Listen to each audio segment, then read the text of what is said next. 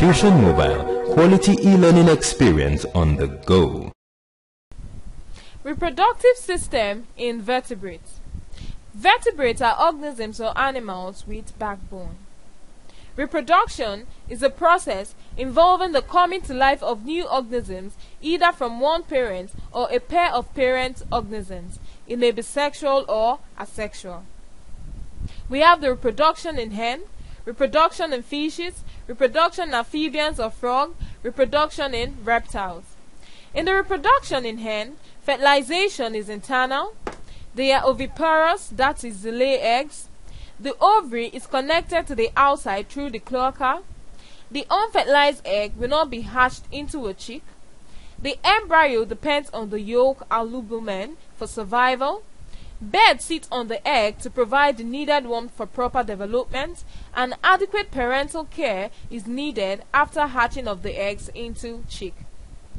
With the video that will be played, we will further see how the reproduction in hen takes place.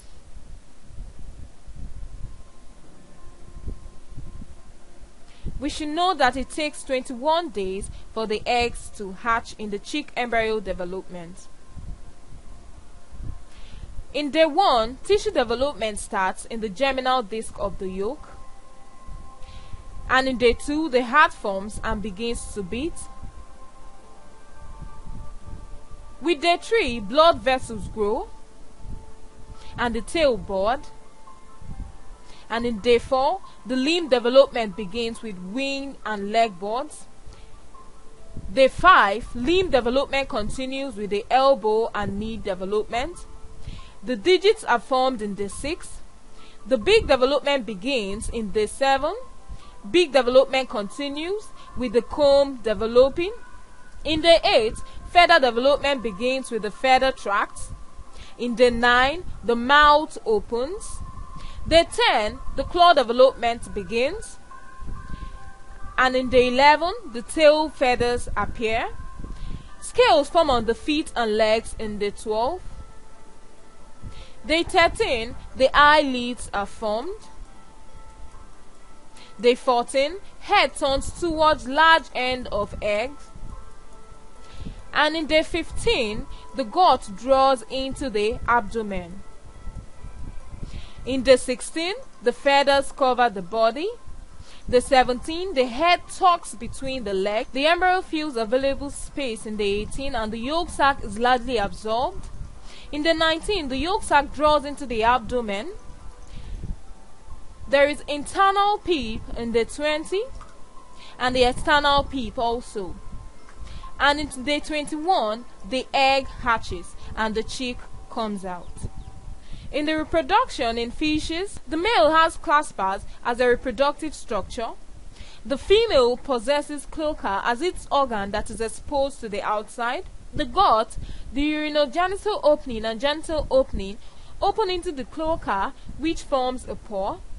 In tilapia, there are separate openings for genital, kidney and the guts. Sperm from the male are introduced into the cloaca of the female, which means that fertilization is external. Reproduction occurs mostly during rainy seasons. As the female lays her eggs, the male sheds sperms on them. Some lay eggs which mature externally, which is also called oviparity. Others have their eggs mature internally, which is known as ovoviparity. And also, in the reproduction in fishes, numerous eggs are laid so that few will survive and continue with life processes. Reproduction in amphibians. In the reproduction in amphibians, fertilization is external. The eggs are laid in string of jelly for protection, which is also known as oviparity. The male mounts on the female after being attracted by the female due to croaking noise by the female. As the eggs are being laid, the male sheds sperm on them. Many eggs are laid, since some end up being eaten. Reproduction takes place during rainy season. Also, in the reproduction in reptiles, fertilization is internal, which can also be known as an evolutionary advancement. The male organ is made up of protrusible penis. The female genital consists of 2 ovaries at the oviduct and is exposed to the outside through the cloaca.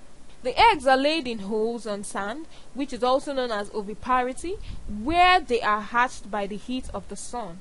Some lizards are ovoviparous, and also there is no parental care of the hatched eggs in the reproduction in reptiles. Comparison of reproduction in vertebrates. On the screen are a list of some vertebrates, their mode of fertilization, number of eggs laid, their mode of development into young ones, and their parental care needed. In fishes, their mode of fertilization is external. They lay millions of eggs, and their mode of development into young ones are mostly oviparous. They require no parental care. In the amphibians, their mode of fertilization is external. They lay hundreds of eggs, and their mode of development into young ones are mostly oviparous, and they also require no parental care. In reptiles, the mode of fertilization is internal. They lay many number of eggs, and their mode of development into young one is mostly oviparous. They do not require much parental care. In birds, the mode of fertilization is internal. They lay few eggs. The mode of development into young one is mostly oviparous, and they require high parental care.